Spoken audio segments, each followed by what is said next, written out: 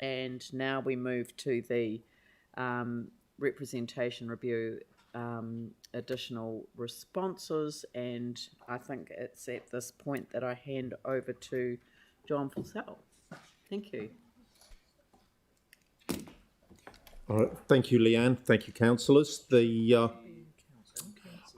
here today to request direction from the council to prepare the final proposal, which will be presented to a council meeting on the 18th of June 2021.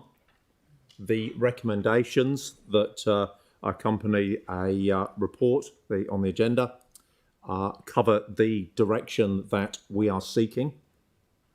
More particularly, we have provided, as a result of councillor inquiries, two options to address the inner east of Christchurch, the Phillipstown, Charleston area, to allow councillors to consider their response, and we would like a direction on which of these options are preferable.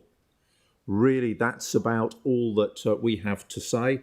Other than that, we are here to answer any questions, provide additional information, and so forth. Okay, so there's a number of recommendations that we'll need to go through, but I'm just struggling with the process. So are we do we literally just deal with these original the main ones first, and just one by one, and then come back to that, or? So the recommendations have been grouped together on screen. So yeah. Exactly what you've said, Leanne. It might be best just to work through them. So it starts with by confirming the number of councillors and the mayor. Yep. Okay. So okay. So the first what I'm do we want to? I mean, I don't want to have like 150 debates. So if we can try and resolve this into the areas of debate, so that we can deal with the debatable issues, and then the overarching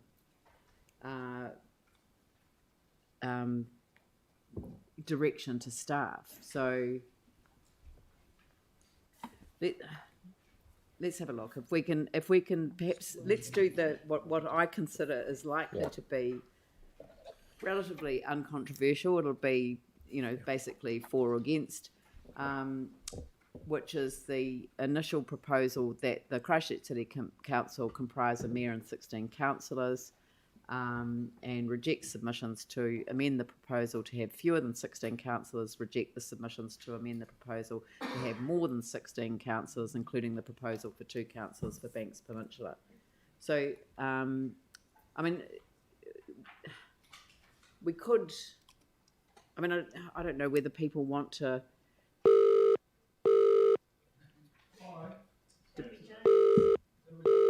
That'll be his call coming in for him. I don't know. Shades of Carol Ballette, isn't it? I'm having a little bit of blank as to what is the best way to propose this. Take them in the order as they're listed in order form. Yeah. Well, I'm just thinking that the composition of council, the members elected by wards, there's an amendment to the following one. So if we do the first and the second one, so I'll move the first and the second, which is confirming the initial proposal and confirming the initial proposal that members of the Christchurch City Council, other than the mayor, continue to be elected by the electors of wards. Oh, no, that's the amendment. That's where the amendment goes.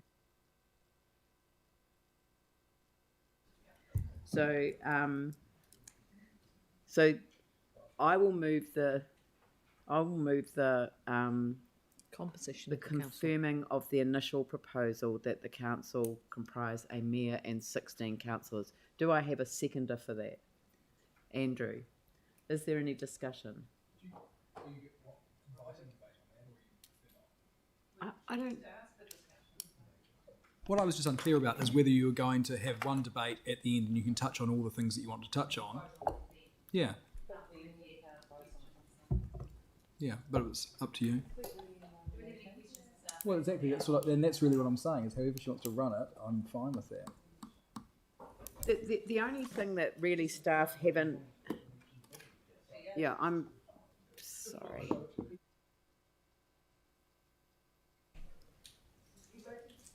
Sorry, Leanne. I'm used to school. As staff, given the elected member feedback to date, we probably believe that items 2 and 5 will engender more debate. The others maybe not quite so much. I don't know if that's helpful.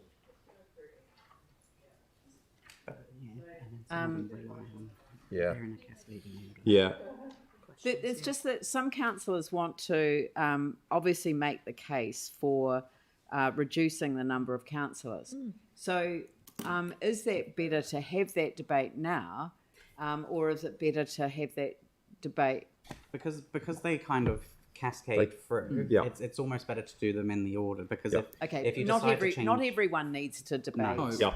Well, Every issue. All right. Leanne, can I So- make life easier then with this? Yeah. Just, and I know whether you're wanting to offer debate or anything for that now, I'm trying to get a sneaky one debate in the sense that, look, you know how I felt about it, so I'm going to vote against it, but there's no point to continue on. Then I can work constructively on what the rest of the resolutions are, because it's obviously going to pass. But feel free to state the case, because I think this is the moment to state the case for the alternative position. I also understand there's a lot of other things on here and don't want to hold a meeting up for that purpose. Okay. Leanne, it'll be a lot easier for staff if we go through in numerical order, one by one. Okay. Right. Sarah? I just don't know if people have questions based on the other Sorry. options that have been put up. So we've got okay. Sorry. If we just did like a normal meeting, did questions and then the debate and then put them one by one, Yeah, and then I did we know. just have one debate? Sorry, I wasn't aware that people had questions on the number of councillors. All right, I'll start again. Are there any questions on number 1? Is there any debate on number 1? I will put that motion. All those in favour say aye. Those opposed say no. No. That's carried. Sounds good, sounds good. Oh, right. and the no votes are recorded as Sam, Catherine and James. Off. And Mike. And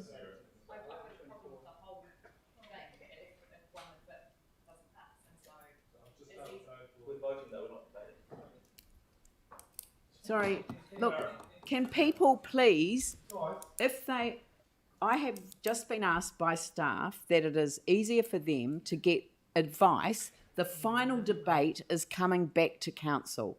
So the final discussion will be on the, what is it? 18th of June. And that's when the final debate is held, and that then, but we have to give the staff direction today as to what the content of that paper will be, because there is no opportunity to change it at that point. It has to be notified within a particular time frame. 14 days. We will certainly reflect back to central government that this act needs changing. The process is not a good process, and the timeframes are ridiculous. And I just want to acknowledge how hard the staff have worked to try and respond to the needs of both those who the submitters, but also to councillors that have a range of different views on this matter. So I acknowledge you for the work that you've done. But so that's the first item. If you want to record an abstention in the meantime until we get to the final vote on the 18th, then that's fine as well. But I'm happy to have it recorded against. Abstain for Sarah. 2 And Mike, abstentions? yeah. Right. But have you recorded my vote? Yes, against your it? vote is against, you. and so's Catherine, and so's Sam. Right. The second item is to confirm the initial proposal that members of Christchurch City Council, other than Mayor, continue to be elected by the electors of wards, rejects the submissions for at-large elections, and rejects the submissions for multi-member wards. So, I've got to get a mover and a seconder first. So I will move that, and seconded by Tim Scandrett. Are there any questions? Are there any amendments? I thought this is.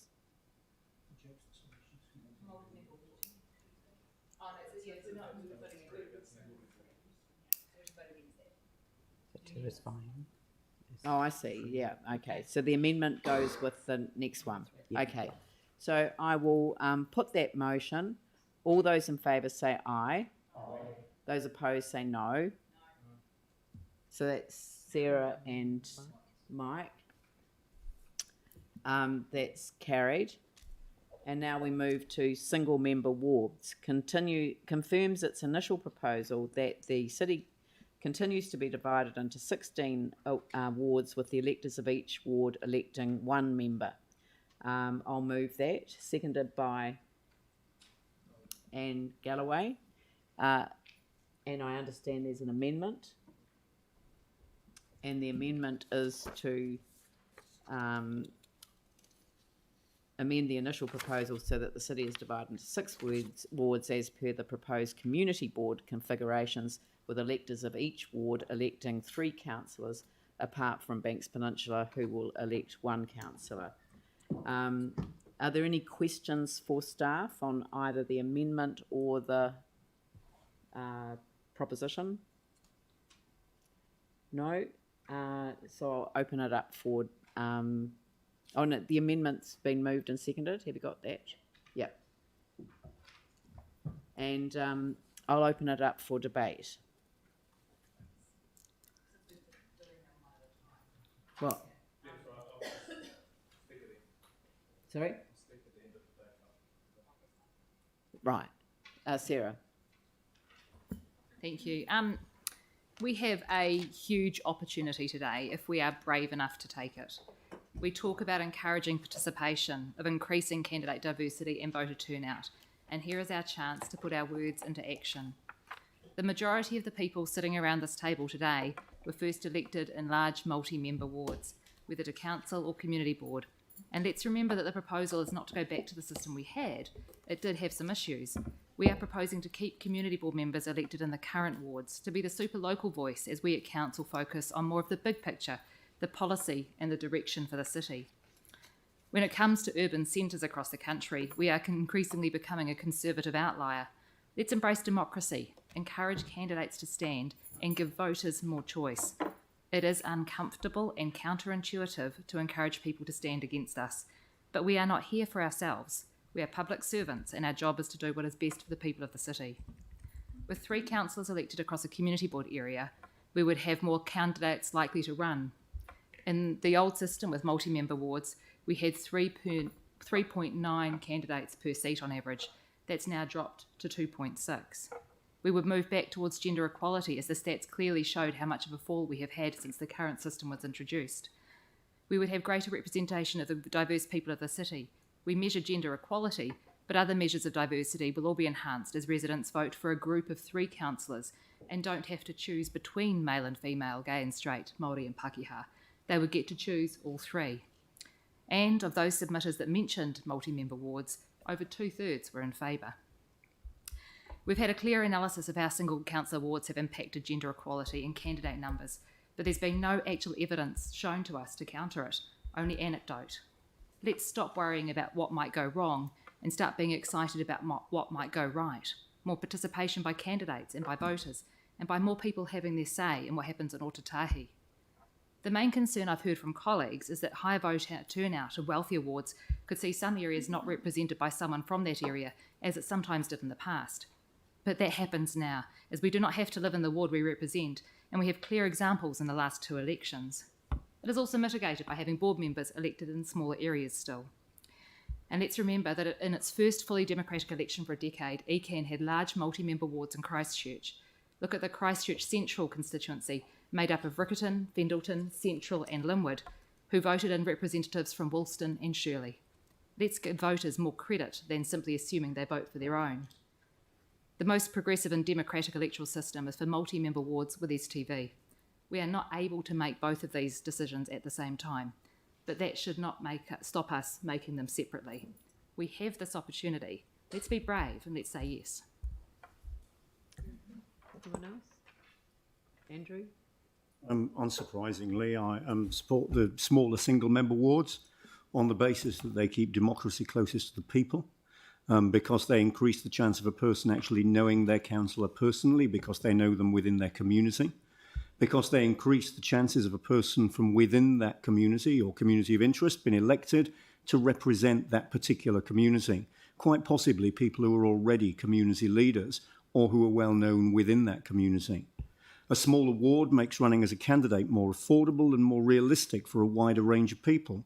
A larger ward inevitably requires greater resources and more time to run an effective election campaign because it's an area 3 times the size that's covered. So I don't really see how either of those facts makes it easier to run for election. The larger the ward, the more likely it is that those that are already well known or those that have got the resources to run a campaign will get elected. And the harder it'll be for someone who's currently well known in just one part of that larger area for doing good work or being a community leader to actually get elected.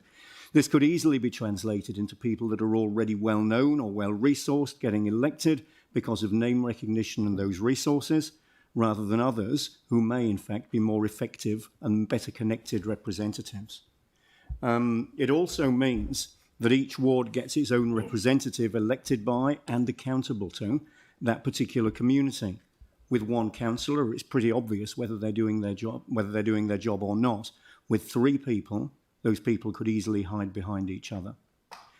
The point has already been made that in a ward 3 times the size, there's a chance that councillors could all get elected from one part of that ward, all from Fendalton, none from Waimari and none from Harewood, leaving parts of the ward with no councillor who really understands or has any real connection with those other communities at all. This is the same reason I also favour the subdivisions for the Banks Peninsula Community Board. Otherwise, all the community board members could easily be elected from Littleton with no affinity with, relationship with, or indeed knowledge of Akaroa at all. And the same theory works in this case. So I believe in keeping democracy close to the people, residents being represented by someone who actually knows their community, and I'll therefore continue to support the single-member wards option that we put forward in the initial proposal, and I won't be supporting this particular amendment. James and... Thanks. I'll be brief on this. I would have happily supported the multi-member wards if the overall number of councillors was to go down. So I simply don't feel that anything is being solved by moving to multi-member wards whilst we still retain 17 people around the council table. Anne? I'm not sure how we can do the best for our residents if we are expected to be knowledgeable across 3 distinct and unique communities within one ward. My ward, I live in Hallsville, and I shop, and I often meet my neighbours, and I'm able to keep in touch with community groups and with the needs of my local residents who are my neighbours. And I can get involved at a much deeper level. I don't believe I could have the same level of involvement or effectiveness if that was spread across 3 distinct wards. So I'm very much in support of having a single member ward. Tim? Thank you. Being a middle-aged Pākehā male, it's, according to some around the table, it's amazing I'm even here. But the fact that I am here is because I work bloody hard for my community. I know them well, and I am accountable to them. So I absolutely support the ward system. Thank you. Jimmy? Because we have a consultation, but in my ward, I'm a home base ward, particularly the community board and community, kind of unanimous support is a kind of single word, the kind of elected members, So because they're aware who is there, the local council, who is there, the local community board members is quite clearly. But myself experience, even I pass through all those two different words. But regarding the campaign, still the single word is, is less the campaign, because it's a huge war, multi kind of war. Probably you need to spend much time for the campaign, but actually, campaign just procedure. Actually, to be the good service, that's most of the important and take into account to like your the kind of residents, your community recognize, you are there, the local council, you are there, the local community board member. Just keep the simple, keep it simple. So I prefer the just single one. Yeah. Pauline? Yeah, thank you. Look, I was first elected in a multi-member ward, but in those days it was only 2 wards together. But prior to that, one of those wards of Papanui had historically had both elected members from that one area in Papanui for many years, many elections actually. And consequently, the people of Shirley never had any representation, and in fact some of those councillors never stepped foot in there. So from first-hand experience I can see the perverse outcome of multi-member wards, particularly when we're looking at now having 3 together. They're very large areas, as Jimmy's just stated. And I really believe in localism. I believe in councillors. We're a lucky country compared to the rest of the world. Elected members here from both government and councils are really accessible to people, vice versa. They know who their representatives are, and we're very accessible, and I really prefer to retain that because I think it works well, and it's important, and communities are important. And when I shop in my community, I shop in my ward, I talk to people there. At large, I wouldn't probably shop way up the top of Papanui, so I'll be supporting this option today. Before I get Mike to wrap up, I'll just say I'm the only one that's elected at large, and so you'd say that I don't have a specific interest in this as an issue. I would support this if we had STV, and the reason is that multi-member wards are ideally suited for an STV option. And the reason that is the case is that because of the system of the votes transferring to someone else, you start to get a better build of a council that's way more representative of the city as a whole. And the advantage of having 3 people, I mean, I've heard people say, and I do really respect the local hard work and the graft that goes into earning your right to represent a community. Absolutely. I had that as a member of parliament, and wouldn't like that multi-member role. I really respect the individual relationship with communities, but you can build that relationship in conjunction with other councillors. But I'm not going to vote for it this time because we don't have STV, and I think it would be a perverse outcome in terms of first past the post. So that's why I don't support that amendment. Mike?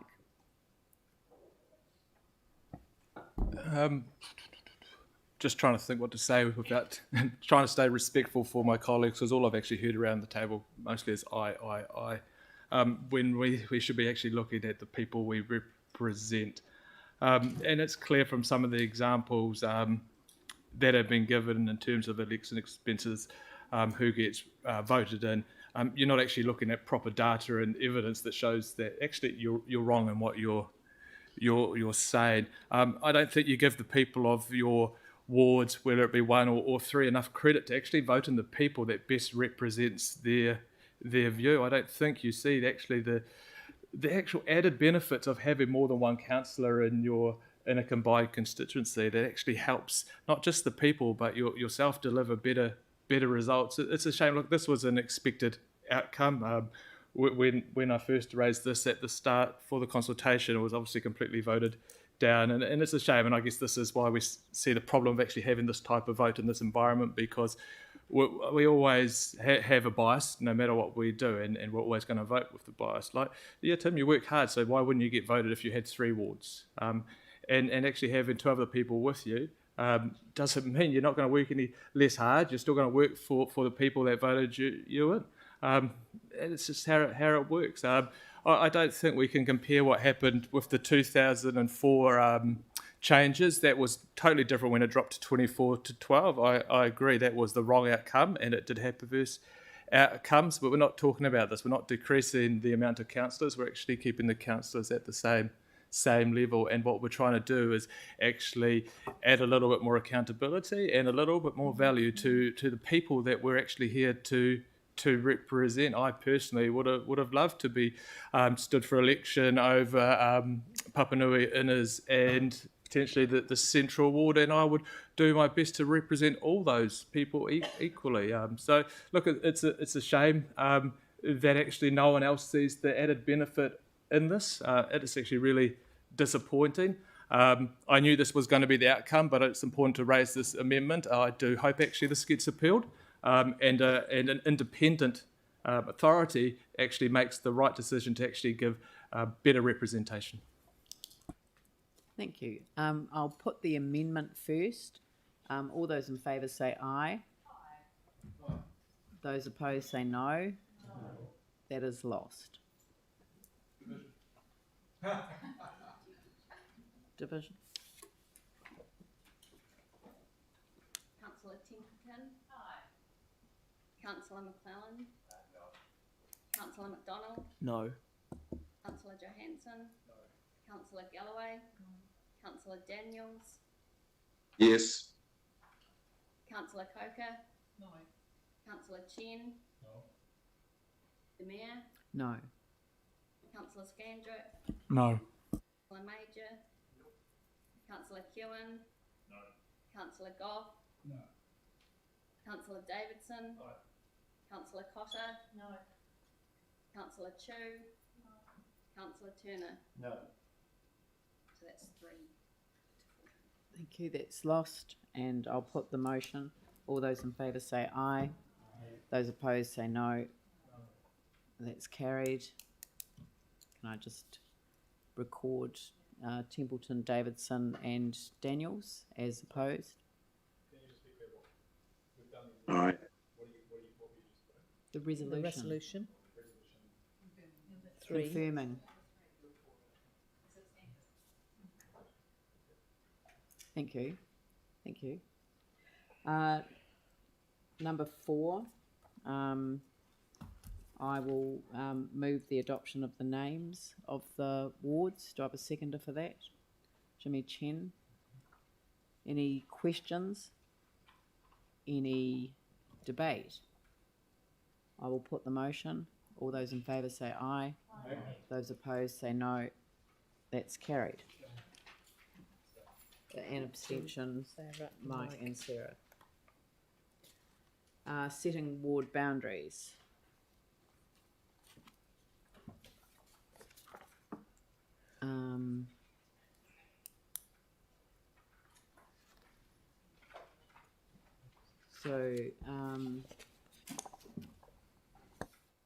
This is where it gets difficult.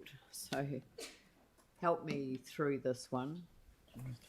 So attached to the report, there are 2 options. So we have an option 1, which is attachment A, and we have an option 2, which is attachment B. So if you look at them together, there's an overview map for each, and then it goes down to the ward level.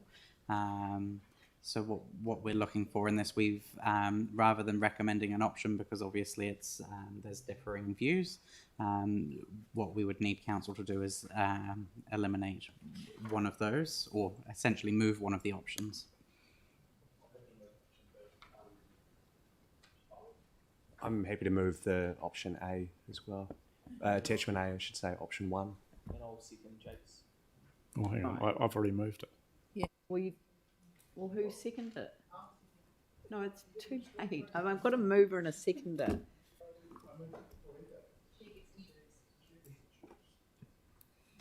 Well, whatever. Caramel cheese. I heard a mover and a seconder on the second one. The second one, not I heard a mover of the first one. Well, look, it's neither here nor there. Look, okay, I don't care.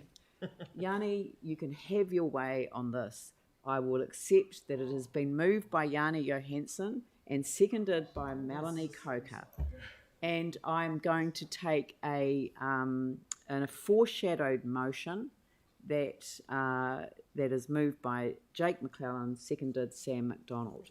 So the motion that we have in front of us is to have the second of these options. It's option B, attachment B. And are there any questions? Yanni, you have a question? Yeah, just a question for staff in terms of the two options. Which one do you think better reflects the community submissions? We will do a joint reply.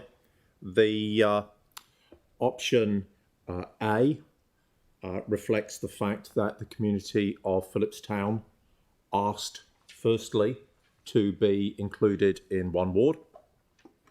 Secondly, if that was the case, to be attached to the Linwood ward.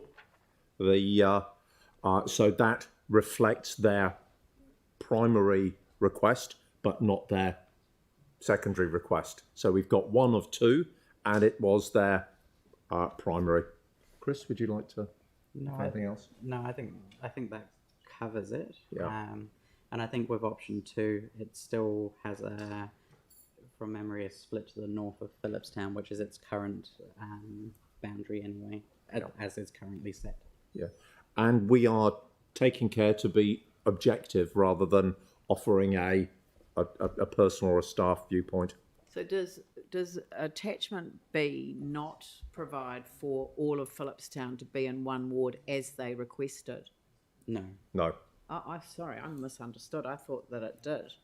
So it doesn't. It does. It actually doesn't achieve the objective that the community asked us to achieve. Phillipstown and Charleston. Sorry, Charleston isn't Phillipstown. Well, it all depends on where your boundary of Phillipstown is.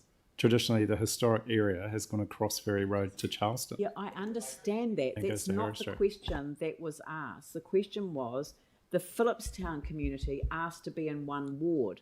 So the advantage of the attachment A is that it meets the first objective. The second objective is being in the Linwood ward, which it doesn't meet. And with the second one, it doesn't meet the first objective, which was to be in one ward. It does mean that what is in one ward is in the Linwood ward. Well, that's the choice. Okay, that's clear. Challenge. Thank you. Any further questions? So, sorry, just in regards to the submissions, the concern was raised. There were a number of submitters, as I read it, that were concerned that if they were put in the central ward as proposed and with Papanui Innes, they didn't want to be within that community board area. So how much weight do you give to the proposed community board structure when you've considered those local submissions, that they look east rather than to the north? I feel like that's a difficult one for us to offer an opinion, because it would be you considering the submissions and which way you would weight, how much how you weigh them up. Yeah, we've tried to offer analysis and advice on the submissions. The forum for deciding which submissions to accept or reject or weight are really yourself rather than us. In the process, we've. Thank you. I mean, I don't want to put staff in a difficult position. No, that's fair enough. Can I just get clear though what your boundary of Phillipstown is? I'd need to. Ashley, are you happy to pop over? This is not a staff boundary. This is the boundary for Phillipstown. So what is the boundary? Unfortunately, our lead researcher is on well-earned annual leave. In discussing this with her, she used the accustomed boundaries, and they are reflected in option A. If you notice, the community pointed out that Phillipstown extended a little east of Aldwins, and so that's a bit of a change there from the initial proposal. Jimmy, you have a question? But actually, how many households, affected by either A or B? How many households? Thousands. Yeah, so Pardon? we've stayed It's with... a big area of town. Bigger area. Yeah. But except the Linwood and the Central have affected by this one, A and B. How about the other ward? So that's in your attachment C in the report. So it's got the flow-on effects there. So Quite complicated, yes. let me go to that. Look, you've got them both open. It's literally just. They've done this so that there are changes at the top end either way. So whether a ward comes down or whether a ward goes up, but it's me, at it's the quite margins. The changes are demonstrated by the colour coding on the two options. So option 2 does lead to some other changes which are listed under the option 2. So the area bounded by Pages Road, Anzac Drive, Bexley Road, Breezes Road, Cuffets Road, and Shuttle Drive is retained in the Bird Ward, and to keep the population of the Central Ward within plus or minus 10%. The area bounded by Avon River, McBratney's Road, Banks Ave, North Parade, Shirley Road, Hills Road, Whitmore Street, it goes on, is moved into the Central Ward. So that's attached in the report, Jimmy. Yeah. Visually, it's demonstrated on the maps. Right, so no more questions. I'll open it up for debate. Yanni? Answers some of the submissions that came in. Charleston does not have any socio-economic, cultural, geographic connections with the supposed northern wards that we would have to join. Our area is seen as eastern, and we've always felt connected with the eastern hills, but not the northern parts. For instance, the high schools that are in this area take children from the eastern parts of Christchurch. There's other submissions as well. Linwood has no connection to North Christchurch and identifies more with Phillipstown, who will lose more than Spencerville. The people of Linwood do not travel to the other side of the city centre, so asking them to identify with people from the northeast corner and Waimak districts is ridiculous. Another submission from the Charleston residents group. Charleston area has been considered to go to northwest parts of the city, and if the changes happen as mentioned, we would be under the Innes Ward, which we have no connection. We have had a long association with the Linwood Central Heathcote Community Board and would not like to see it discontinued. We will lose our identity and ability to deal with board members who we know.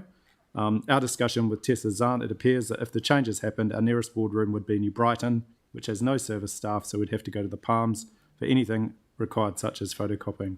Once again, the east side of the city is being disregarded. There's a number of submissions that we've had where people talk about what would happen. Another one, Linwood is better associated with the existing Heathcote and Central wards rather than added to coastal Burwood. I live in Woolston and see the diversity of the Linwood Central Heathcote Community Board area is actually a good thing. We're served by the same secondary school. More important now that zones have come in and have worked in community development throughout this area with links between the communities along the corridor of Ferry Road and Linwood Ave, Humphreys Drive, Main Road. That corridors are really valid and worthy of being kept together at a governance level. So effectively, I think staff have done an excellent job coming up with option 2 or option B, because the reality is that if you look at what the submitters have actually said, it does several things to respond. It keeps Phillipstown and Charleston together. That is what traditionally has been known as the wider Phillipstown area. In fact, Charleston was a relatively recent invention. Traditionally, Ferry Road has been the corridor that has connected people rather than a corridor that has divided people. It keeps Te Waka Inua School within the same ward as the communities it caters to when it was merged with the Phillipstown School at its Woolston site. This is the key area that the Phillipstown School went to. The other thing is it's less disruptive than other models, and I strongly disagree with the comment that the option A includes keeping Phillipstown together. Traditionally, the boundary of the inner city east and Phillipstown has been Harrow and Chewham Street because there's some industrial that has divided it. So, I don't think it's a fair representation to say that option A keeps Phillipstown together within one ward. And I personally think there's a much stronger argument for option B that keeps Charleston and Phillipstown as the historic Phillipstown district together. So, and the final point I would make is that accepting that the community board proposal as it's been planned goes ahead, then this actually, the option 2 or option B retains much better community coherence within the changed community board structure, which again better reflects the submitter's concerns that the focus should be to the east rather than to the north. So I really encourage you to please read the submissions and see what people have said from this area. There is overwhelming evidence from the submitters, or overwhelming views and opinions that support option 2 quite strongly. And the idea of dividing a community that has already lost its stadium, lost its school, and is losing its community board even further is not something I would support, which is why I've moved that option 2 be addressed. It is much less disruptive and makes a lot more sense in terms of community of interest. I'm just going to make one comment, because I'm just going to enter into the debate, but really to say that I'm not entering into the debate other than to thank Councillor Johansson for his commentary then, because I think in reading out the submissions, and we have read the submissions and they're very much at front of mind, and recognising also that there is an appeal process that takes this in front of the Local Government Commission. So if we haven't got it, in a state that is acceptable from an independent point of view, it will be resolved there. So I take great comfort from that.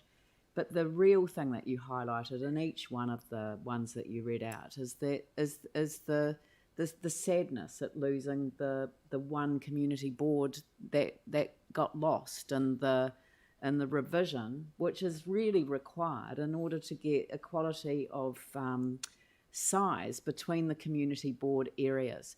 And a lot of people just don't realise that the Remuneration Authority, and I know we're not allowed to take pay into account, and I'm not, but they do treat size differently when it comes to community boards. So different size community boards, no matter how hard the chair works, no matter how hard all of the community board members work, if you're only representing 2 wards, then there is a distinct disadvantage, and we see that played out in Banks Peninsula as well, with a smaller population. I don't agree with population-based remuneration, and I know we can't take it into account, and I'm not taking it into account. But what I'm saying is that one community board got lost, and staff have tried to come up with a couple of options to resolve that. I have a great sympathy for the Phillipstown Woolston connection with Te Waka Anua. I really do, because that was the trade-off for a school that didn't want to close and probably shouldn't have closed, in my opinion. But so thank you, Yanni, for the way that you presented your argument today. Jake. I thank you to my colleague as well for presenting that submission. I think that what that submission really speaks to is the feeling of despair over a community board that's been disbanded. It doesn't really speak so much to clumping communities that are adjacent to one another and how appropriate that is. The reality of it is that this combines the Linwood Village with Phillipstown. I've lived in both of these areas during my teenage and childhood years, and they're essentially the same community. It's important also to note that although it's called Linwood Ward, it really is the Woolston Ward, and Phillipstown is undeniably an inner city urban community that has high transients, a high connection to the CBD. That's exactly the same as Linwood Village. So I see them not so much as communities of like, but actually part of the same community that shouldn't be divided by Chewham Street. And while I am also sad to see the LCH board go, it's very easy to take a community board and pick the 2 furthest extremes of geographically of that community board and then say there's no commonality. That's the case of no matter which community board you pick. On top of that, obviously option 1, or attachment A as it's called, is the simplest change we can make today in a rep review process that has had quite a lot of changes, and I think now is the time just to get on with it. And it's also option 1 represents the smallest change to what we consulted on to the central ward as well. And we haven't actually tested with the public what such drastic changes to the central ward would mean. Thank you. Sarah. Yeah, it is really sad. That was the word I was going to use. I still will. I was first elected to the Hagley Ferrymead Community Board and chaired that for 3 years, stretching from the CBD in Hagley Park out to Taylor's Mistake. And while we call that 2 wards now, it's actually very different, very little different from what would be a 3 ward, one just with sort of Opawa Waltham added at the moment. And the communities that Councillor Johansson talks about are really vulnerable, and we need to do better by them. And at the moment, we organise our organisation around what are pretty arbitrary electoral boundaries that we draw on a map. And actually, I think that probably as an organisation, we can do better than that. We do not have to organise where our governance teams work around electoral boundaries. We can organise them around those communities of interest better in a way, and make sure that those communities still meet and still are well supported by the same members of a governance team. As part of this, an inevitable restructure will happen around the loss of the Linwood Central Heathcote Community Board. We have an enormous wealth of experience in our governance team and staff members who know those communities really well. And we need to make sure that while there will be some efficiencies, actually we still need the same number of governance staff on the ground, and we need to make sure that we capture those ones who know those communities really well, so that when it looks like their jobs are disappearing, they actually have a reason to stick around. We need to do better by these communities. We need to not focus the rest of the organisation on electoral boundaries that are purely drawn up for getting elected representatives. And I'd like to see us focus on governance across that Linwood, Phillipstown, Woolston, Charleston area, even when it's split across several community boards. Thanks. Thank you. All right, well, I will put the motion.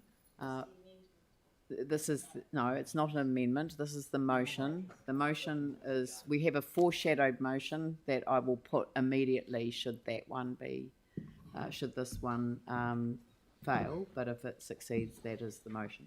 So I will put that motion. All those in favour say aye. Those opposed say no. That's lost, and a division.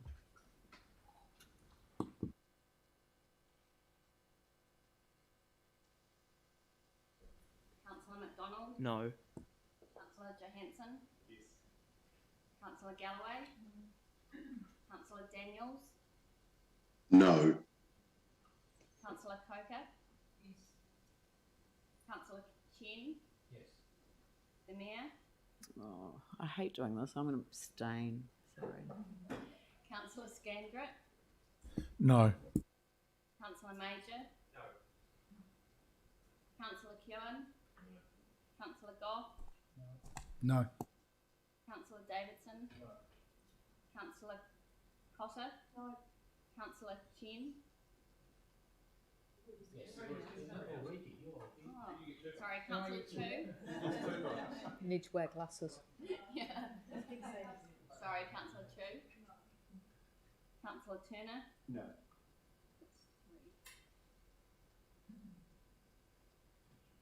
Three, 13 and 1 abstained. Thank you. That's lost. I will put the what do you call it? Foreshadowed motion. All those in favour say aye. Aye. Those opposed say no. That's carried. And we'll just record the no votes as councillors Johansson and Coker and Aaron Keown. Is that right? Sorry? Yeah. That's all right. It's my pleasure. I won't worry with an abstention on the last one because there's no point.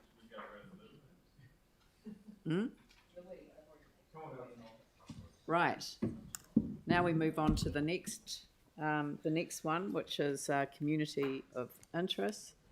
Amends the initial proposal to reflect the communities of interest for each ward as set out in attachment A. A. All right, so I will,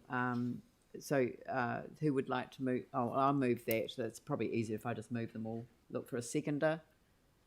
Jake, any questions? Any discussion? I'll put the motion. All those in favour say aye. Those opposed say no. It's carried. Councillor Johansson recorded no. And abstentions with, Sarah. are you a no or a abstention? Okay, are you abstentions all the way through? Yeah. Hey? Apart from the Apart last from one. the last one. Okay, population of wards. I'll move that we amend the initial proposal to reflect that in accordance with Section 19V2 of the Local Electoral Act, the population that each member represents is within the range of plus or minus 10%, and that only the representation of the Banks Peninsula ward falls outside the stipulated range for fair representation. I'll move that. Do I have a seconder for that? Yeah, James Goff. Why not? Any questions? Any discussion? I'll put the motion. All those in favour say aye. Aye. Those opposed say no. That is carried. Abstain. And abstentions. Sorry, I'll just. Banks Peninsula is an isolated community. This is just confirming the initial proposal. I'll move that. Seconded by Andrew Turner. Any questions? Yanni? Just in response to the submissions, a number of submitters raised, there was a feeling that for Akaroa that was seen as rural in the wider bays, but that Littleton was seen as more of an urban area. What was the response to that in terms of consideration? The submissions were the majority of submissions were that Banks Peninsula was Banks Peninsula. There were very few submissions that reference the point that you're making, Yanni. So I don't think it's a fair question of staff. Submissions. Some submitters did raise it. I remember them saying that, and some of them raised it in response to questions that were asked, that Littleton was different. But the majority of submissions, from what I've read and remember people saying, was very clear that it was Banks Peninsula Banks Peninsula. So, but this isn't a majority thing. It's just. So what I was trying to understand is, could you separate? Is there any possibility of separating out Littleton from the rest of the peninsula?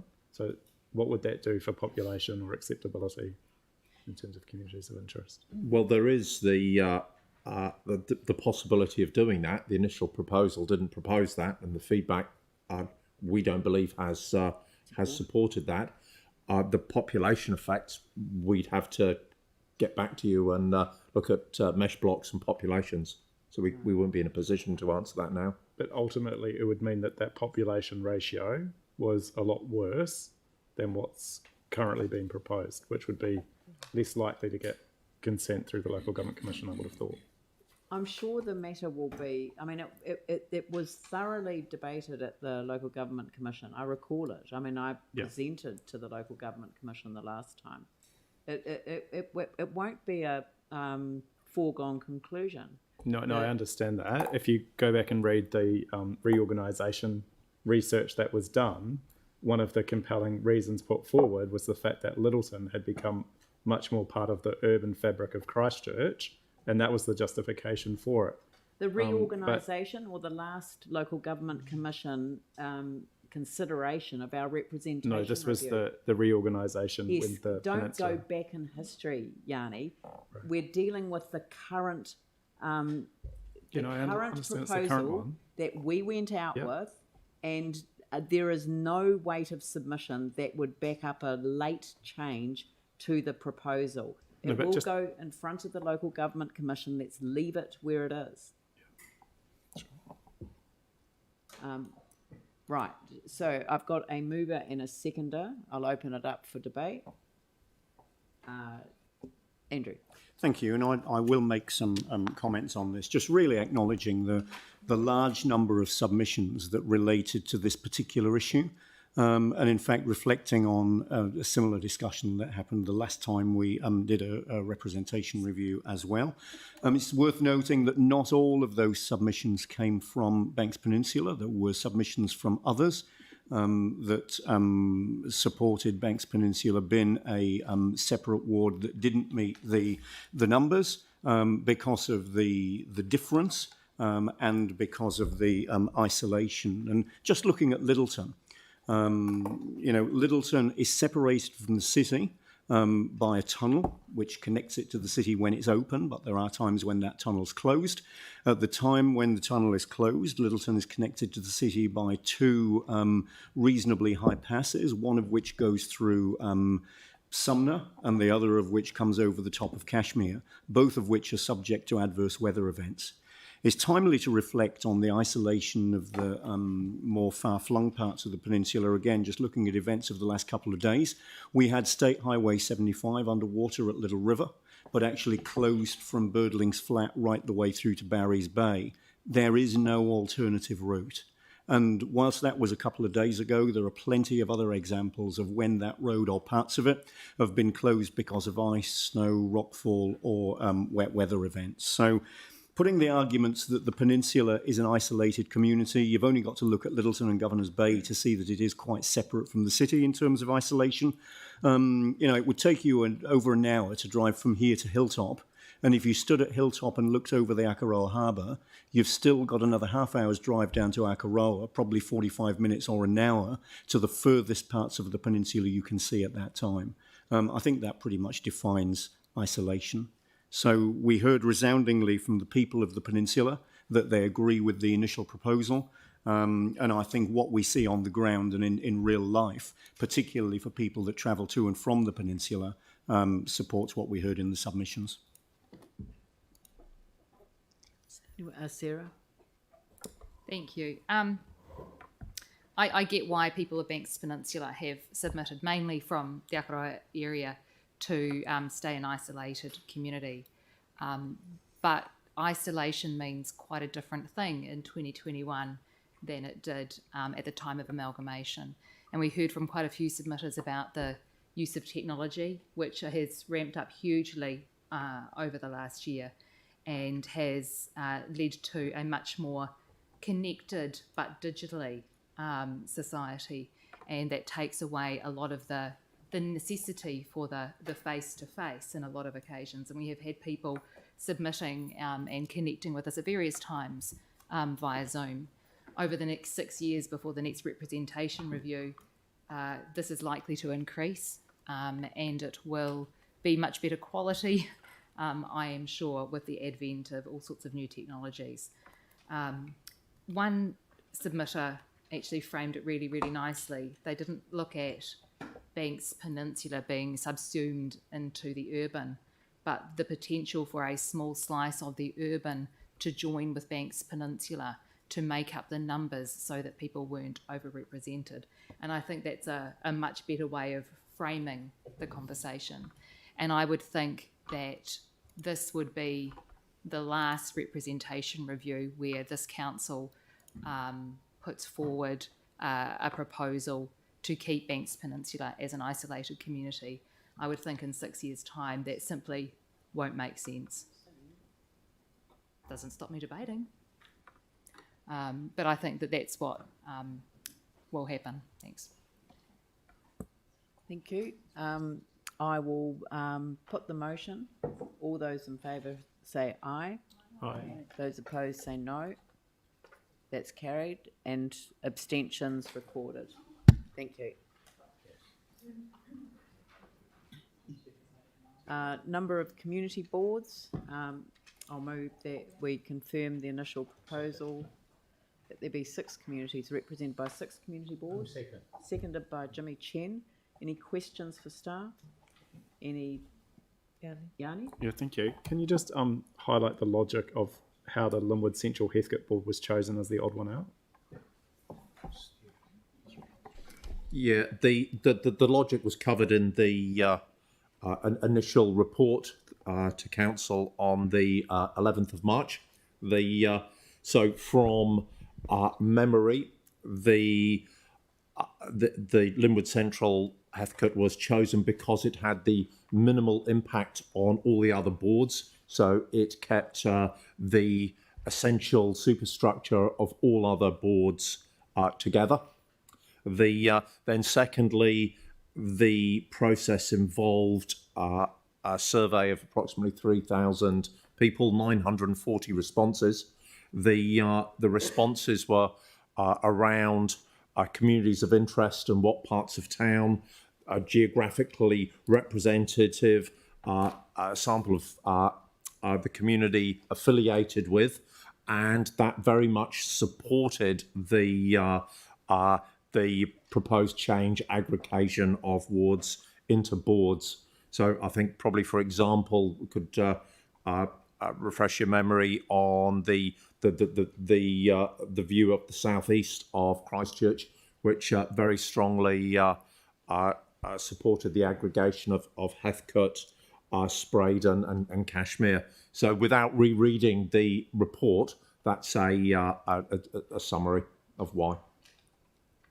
It just doesn't.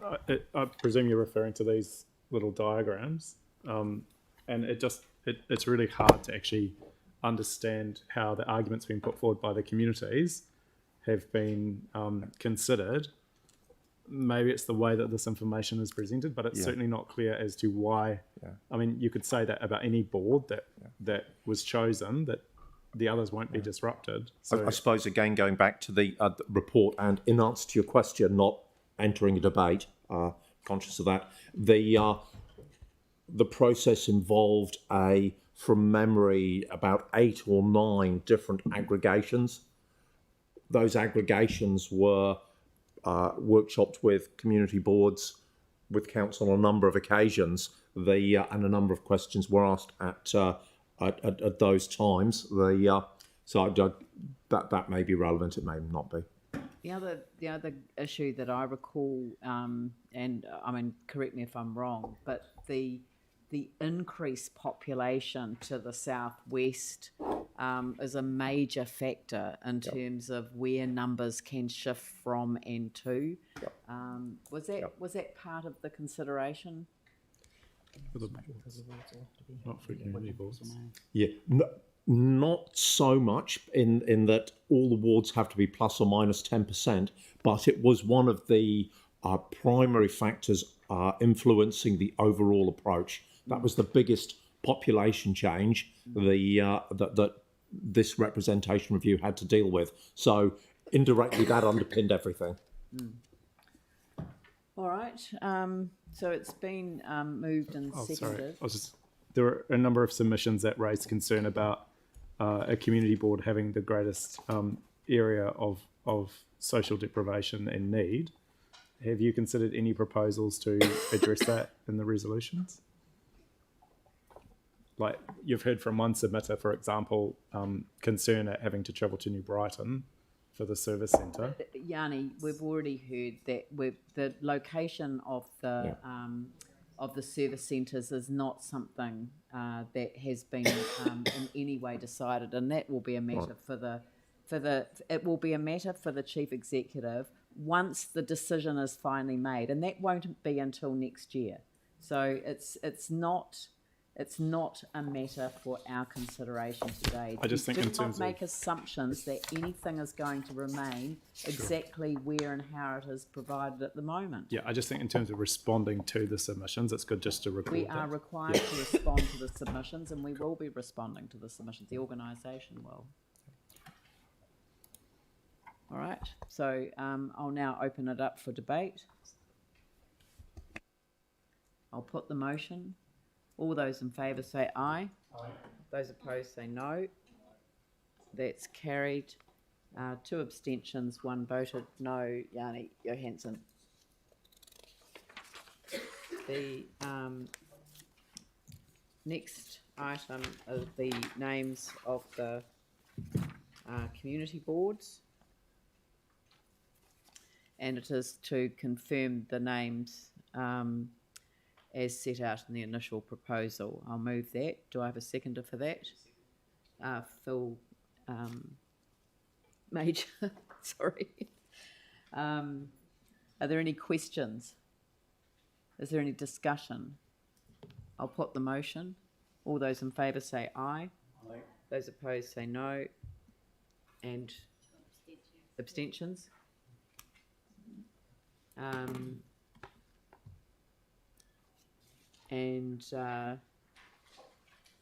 The next one is to confirm its initial proposal that the current Linwood Central Heathcote community is abolished and the Linwood Central and Heathcote wards are united with other communities. I'll move that, and it's seconded by Sam McDonald.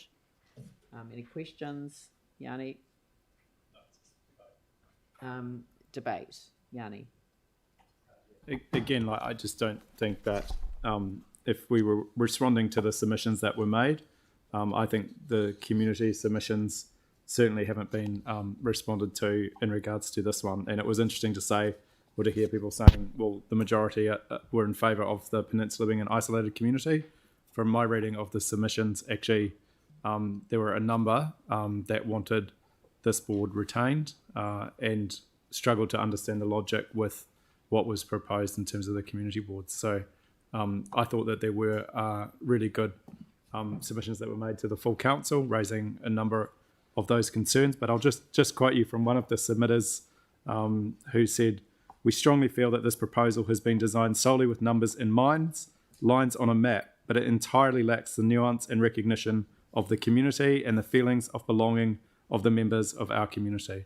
So I find it really sad that this council is rejecting the submissions that people made to this process. There's a number of other submissions that people also made where they struggled to get the information around what was proposed.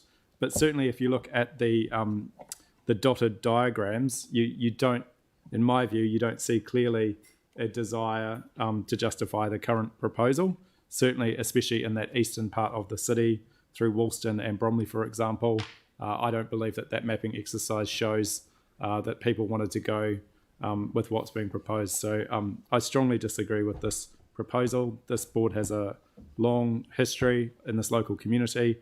And just to conclude, just to emphasise that Ferry Road, and again, this is in the submissions, Ferry Road is seen as a connector of communities rather than a divider. And that's ideally what the community board boundaries, did in terms of this board. So I feel really sad that this board is being abolished. Again, this is a community that some parts of this community lost a lot with the earthquake. And I can't see the clear justification for getting rid of this community board in our proposal, so I won't be supporting it. Thank you. I'll put the motion. All those in favour say aye. Aye. Those opposed say no. It's carried. So Mike Davidson and Yanni Johansson, abstention. Sarah Templeton. Boundaries of community board areas and subdivisions. So I'll move the initial proposal that communities continue to be subdivided for electoral purposes as follows, and that's all set out there, seconded by Pauline. Are there any questions? Is there any debate? I will put the motion. All those in favour say aye. Aye. Those opposed say no. That's carried. And no to Yanni. Are you two abstentions? Yeah, 2 abstentions. And then we move to the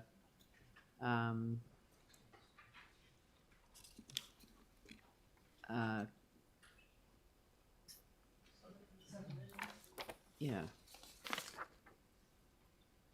What have I done? Number 14 next.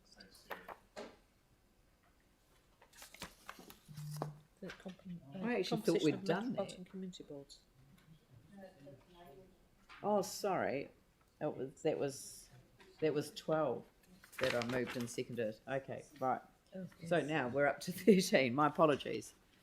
I voted on this one last time, but no difference. Right. So, sorry. Oh, all right. Pauline moved. seconded by Tim. Any questions? Any discussion? I'll put the motion. All those in favour say aye. Those opposed say no. That's carried. Composition of Metropolitan Community Boards.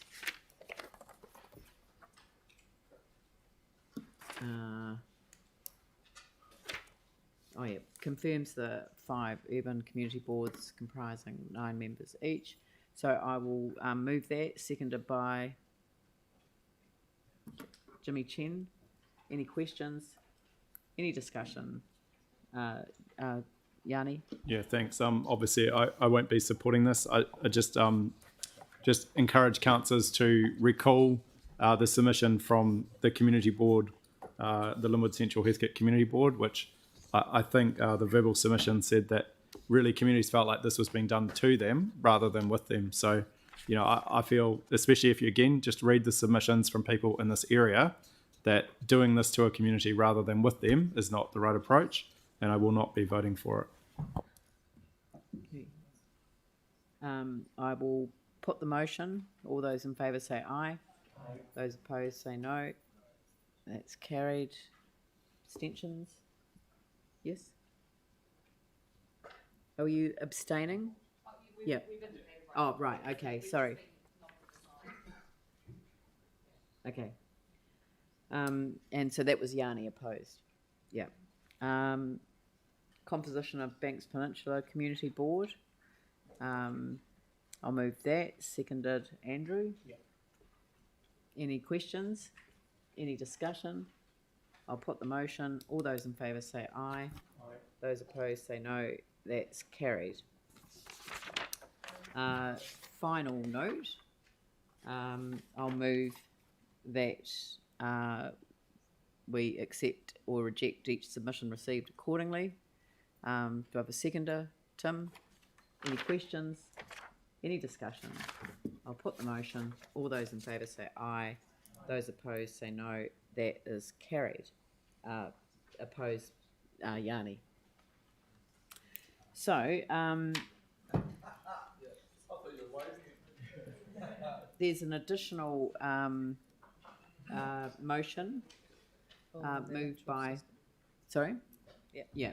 Moved by Councillor Templeton and seconded by Councillor Davidson, which requests staff prepare a report to the council by the end of 2021 on holding a poll alongside 2022 local government election on the electoral system, single transferable vote, STV or first past the post, FPP, to be used at the 2025 and 2028 elections. I'm ruling that in order for debate, and I will hand it over to Councillor Templeton to move it. Do you need? Well, it's an amendment from councillors, so council staff may or may not be able to assist. Okay, all right. So, question, Tim. Yeah, thank you. With regards to options, so that would be really setting up for the 2025 election. Could we?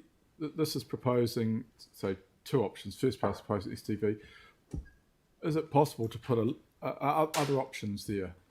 Because if we're talking about, as proposed, about true democracy, so we could put up more than just the 2 options. It may be the wrong staff that are sitting at the table. Joe, could you come to the table? This is the Local Electoral Act, and so there is a limitation on what you can use. There are 2 systems, but STV and first past the post, and they're the only 2 systems under the Act. So, but I know that, because I know that, I think it would be good if we heard that from staff who are the legal staff and our electoral officer. So my question is then, how many options are we able to go out to the public with if we are after true democracy, supposedly, if proposed? Those 2.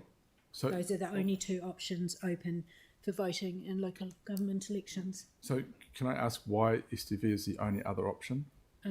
We're probably not the people to ask. Okay, sorry. In the it's in the legislation. Yep. The Local Electoral Act says the 2 options. Aaron? Yeah, so Joe, it's just a couple of numbers questions. Does a percentage of the population, like currently, I think last time we had 42% of the population vote, does a percentage have to vote to make it pass? And is it 51% and then that's the system? Because we're currently, and please interrupt me if I've got this wrong, because the council currently uses, well, it's a poll. There's only two options. So whichever, if there was a poll held, whichever had the most votes, there isn't a percentage to reach, would be the successful outcome. And there's no number of the population that needs to vote to trigger it. So essentially you could have a 10% turnout and that could swing our voting system. That's my understanding. Yeah, it's no threshold. You know, it's like a first past the post poll. It's 50% of those who vote, and there's no minimum number of people who have to vote. Cool, thank you. Yeah. Yanni. Just trying to understand how this relates to the representation review. Given, like, for example, I was keen to get a resolution in response to submissions around the inequity of resources with the proposed changes, and that's been ruled out of order. So can I just be clear what we can and can't do as part of responding to submissions? Yeah, Yanni, this requests staff to prepare a report to the council for the way of a conducting of an election, which will not be before 2025. So no, that's fine. So, for example, could I move that we request staff prepare a report on the funding implications of the new proposed community board structure? No, excuse me. We are at the moment. We are dealing with the amendment a resolution that is in front of the council that has been notified to me prior, and I have taken advice on, and I have ruled it in order. If you want to make a resolution to the council, there is a proper process for doing so. And if you want to, we're coming to the end of the meeting, so this is the last item that I have on the agenda. Yeah, no, I was just under the impression that we could only do within the scope of what we had. So I was just trying to get an understanding of how we can pass this resolution in the scope of the agenda. I've accepted that this is relevant to people who made submissions on the representation review, who asked for the single transferable voting, and when they understood that it was not possible in the time frame that we are in now, they asked that we consider it for the future. We can't make the decision to go to a poll now because we would need a report that would provide advice. So the question that is in front of us is whether staff are requested to prepare a report to council to signal an intention to hold a poll alongside the election next year. And the advantage of obviously holding it next year is that the turnout is connected to the to the election, and it will become a campaign issue. We've got people who've come here campaigning today, so just acknowledging that. But if we want a better turnout for the election, then there's a whole stack of people out there saying that they want to do. So no, your proposal is not in order. So are there any other technical questions for staff? Melanie? This is thinking into the years that this is referring to, 2025 and 2028. If the Future for Local Government reform occurs and this council, or the layout or structure of councils in New Zealand changes, how does the voting or electoral system, would that have to be looked at that point? Quite possibly. This is a decision under the legislation we've got currently. If there's changes to legislation or that things are to apply to it, we'd need to get advice with regard to that, and I suspect it would be nationally related. Yeah. I mean, there'll always be transitional provisions in the legislation to set out how things will occur if there's a change from a big review like that. So the report would need to signal the issue of future for local government and any advice at the time. Yeah. So, those are the questions. I'll open it up for debate. Okay. And look, I won't take long. Actually, I guess I was a little bit disappointed this morning when we met, and it sounded like this was already a foregone conclusion. But look, and I'm not going to debate the benefits of STV. You know, it's an electoral system that elects people who best represent the values of the voting community. As that's not actually what we're here to talk about today. That's not what this resolution is about. We have major issues facing us at the moment. Now, they're the same major issues that have been facing us for some time now. And it's actually possible that the use of the FPP electoral system has actually just ensured the continuation of status quo. To ensure we best represent our community and our city, we actually need to look at our electoral system to ensure it's fit for purpose as we do enter a critical stage of shaping our city's future. So that should actually be seen as a high priority. There is no progress without change. This resolution has come on the back of submissions requesting we change our current voting system. There have been changes made to this review on the back of just one submission. So it surprises me that we're going to see councillors voting against this just for asking for information so they can have an informed decision. And this is on the back of a lot of submissions. Today's request is simply that, asking for information so we can make a informed decision on whether we should have a poll with the people of Christchurch on the electoral system that they will use. It is not telling them we're going to be using it, it's asking them what electoral system do they want to use. And I'm just not sure why councillors will be against a sensible approach to a valid concern that was raised by significant people that submitted on the representation review. I'll be voting yes, so I can have information to make an informed decision. If we have elected members who refuse to even accept information, we will never see progress. Melanie? Just very quickly, to me, because I'm not sure what the future for local government is going to be, it seems to me it would be best to wait until that time and then work out what our electoral system is if there's going to be any changes. So I wouldn't support doing a report at this time, but I would in the future when we know what the future will hold. Aaron? Yeah, I'm personally I'll be supporting this. I've got no issue with how we vote. I don't have a personal preference myself, but I am keen to hear what the public think and whether it engages more people. Will we get better elected members? Don't know. May do, may not. We may get more people vote, we may not. But we should at least give the voting public the choice of what they and how they vote for their elected members. I won't speak quite as sternly as Mike. I don't see I've got a future as a headmaster or a teacher. Anne? Yes, thank you.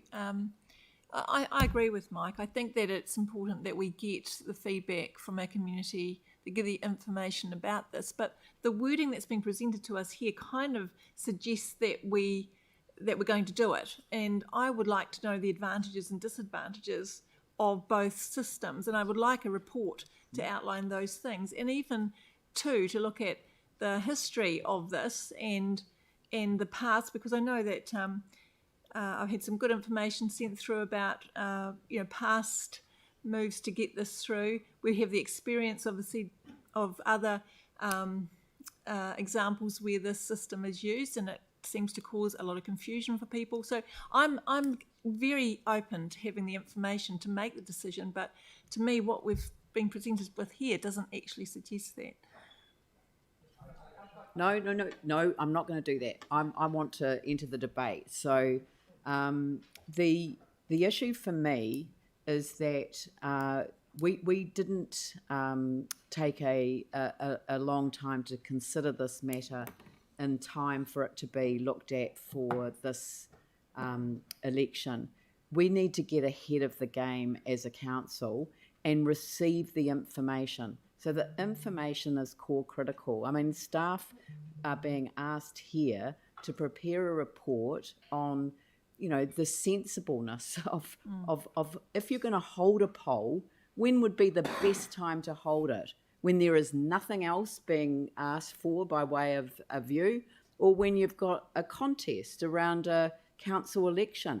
Everyone knows that a referendum that's held in conjunction with an election always produces a better turnout than one that's conducted on its own.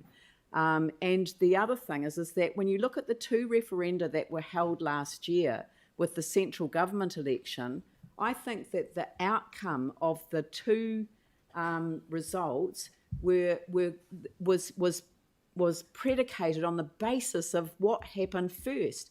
With the death was the dignity, I can't remember what, the euthanasia, the voluntary euthanasia bill. With that, it had been to a select committee. We'd heard all of the public debates. We'd had people making submissions. We'd heard all of the issues.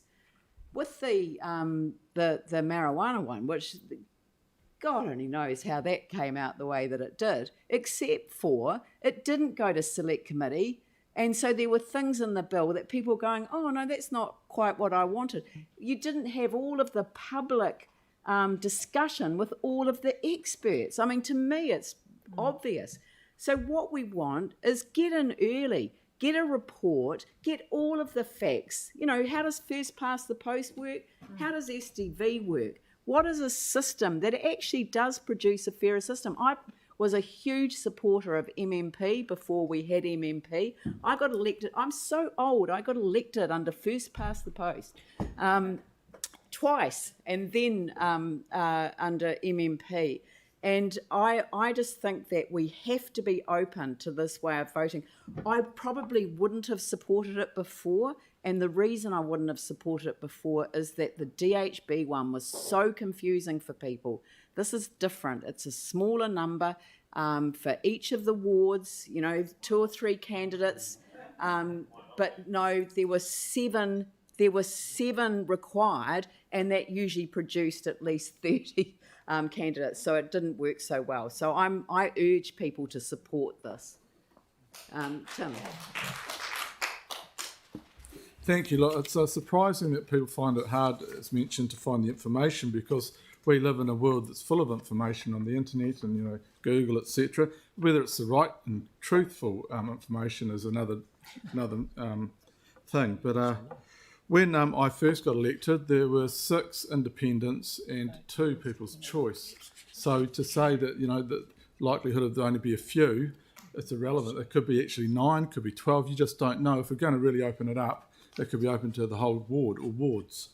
I think it would be I will support this, because I think that however this comes out, I hope that it puts whatever to bed, because it's all about the people. It's not about us. It's not about political favouritism about systems. It's about the people. And as long as we do not, and all of us do not forget about that, that is the most important thing. So I hope that if we do this and there is a referendum and they do decide one or the other, although I do think there should be a number of options, because there are other groups that would like other options, that we stick by it, stop moaning about it, and just get on and serve the people we represent. Andrew. Thank you. This isn't about what voting system we use in 2025. It's about when we consider which voting system we use in 2025. And clearly some views have been expressed that people think it's a good thing that we might do that at the same time as we consider who we're going to vote for in the 2022 election, and at the same time as we consider the big issues that we rightly should be considering at that time, issues of climate change, environment, transport, urban design, financial strategy, all of those big things that we want people to be focused on as we vote in 2022. Yes, there is the opportunity. There was, in fact, the opportunity for this council to decide to hold a poll on STV, and we decided not to do that. There will be the opportunity, quite rightly, for the next council to decide whether to hold a poll on the 2025 election, 4.5 years away, which would still land in the same place as the process that this decision would start. I do not want the 2022 election and its big issues to be clouded by a campaign on what voting system we're going to use 3 years later. I think that deserves its own debate, And I think, that can be done at a separate time than the 2022 election. Because, I've been subject to phone calls and emails on both sides of the STV debate in the last couple of days. And I acknowledge the people in the chamber today and the people who made submissions on this as part of what we heard on the representation review. But to do justice to that argument, I don't think conflating it with the big issues that we all need to be discussing as part of the 2022 election is the right time or the right way to do that. Yes, it deserves consideration, but separate consideration that does it justice, as those big issues for the 2022 election also deserve full consideration without being eclipsed, taken over, superseded, clouded by what really is a different discussion. So I'm all for it, but I'm not all for talking about it at the same time as the 2022 election issues. Anyone else? Jimmy, Chen, and then Yanni.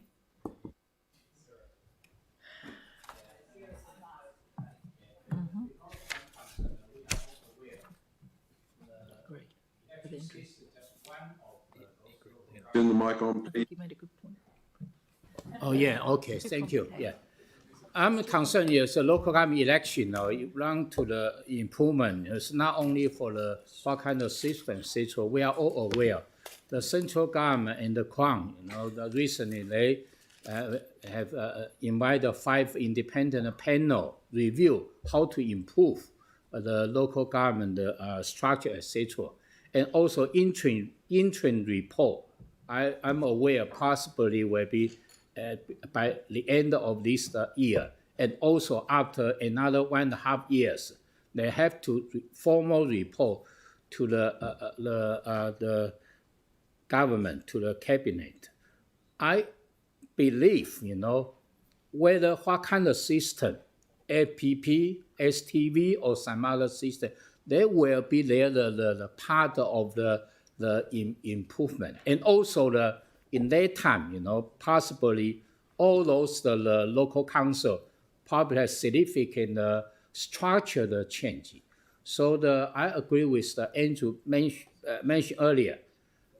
Next year, the local government election, we should focus on the public service, those issues like public transport, like climate change, or like water, the sweet water. This one should be our focal point, rather than what kind of election system for the further the 3 years. Particularly, the central government already, to dedicate those 5 independent panel. They were to interview, and they were to be go to every the local council to interview from those local council, maybe from those the relevant the community as well. So we should integrate resources for the community, for the public service, rather than just consider what kind of election system.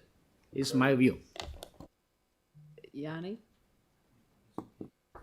Yeah, I think it's quite ironic, really, that after the last local body election, as the councillor who had the lowest voted turnout in the Linwood ward, out of any ward in the city, that councillors didn't support doing any work on voter turnout, and that was ruled out of order.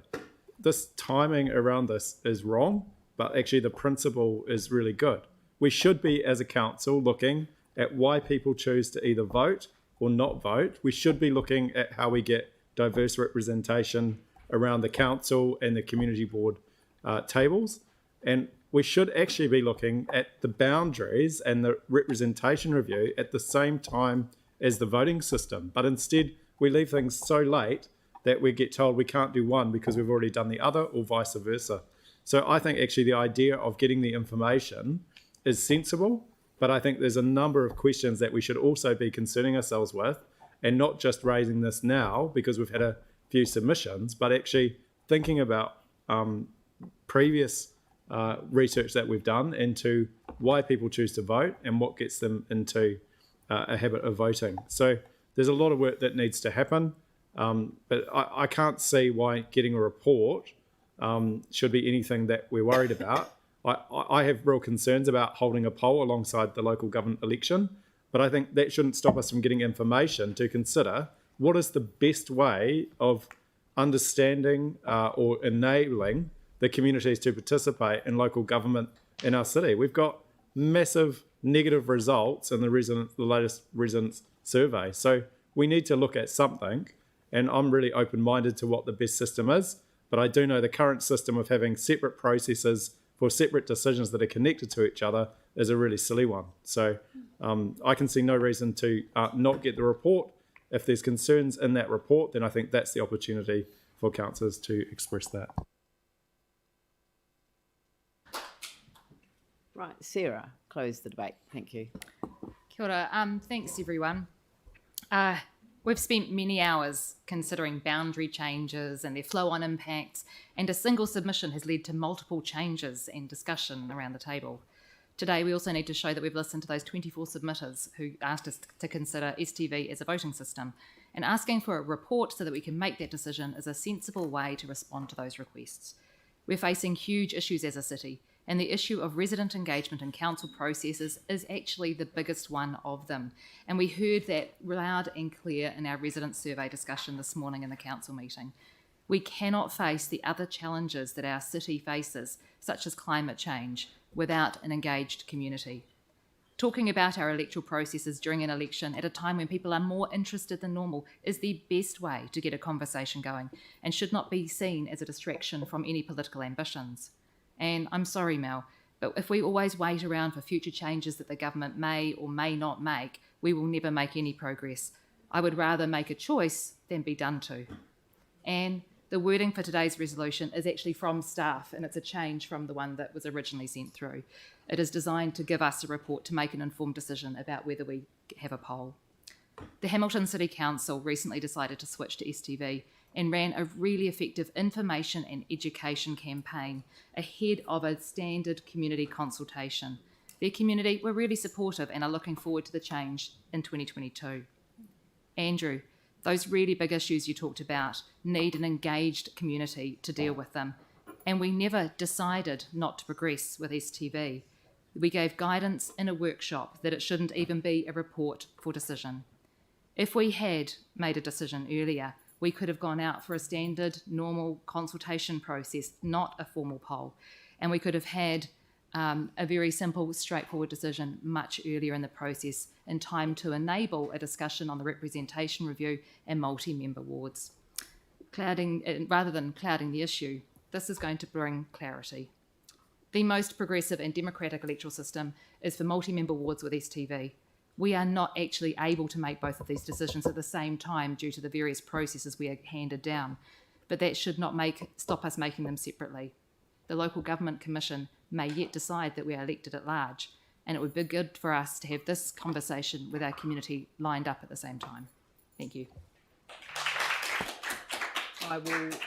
I'll put the motion. I mean, it's probably easier just to do a poll, do a division. Aye.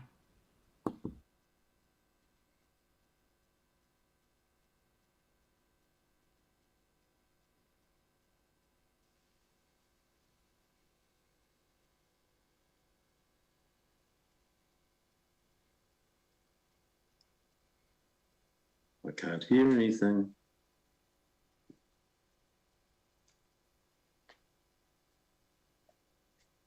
Can you hear us? Now. Yeah. Yep. We're voting at the moment, or you are. Would you like to give your vote? Oh, yes. And the vote is yes as well.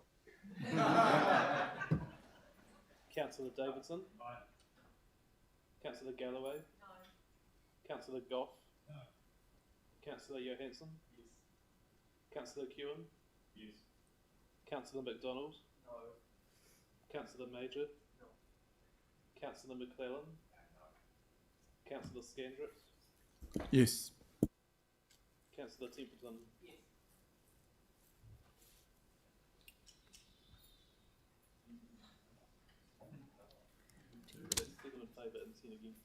That is lost.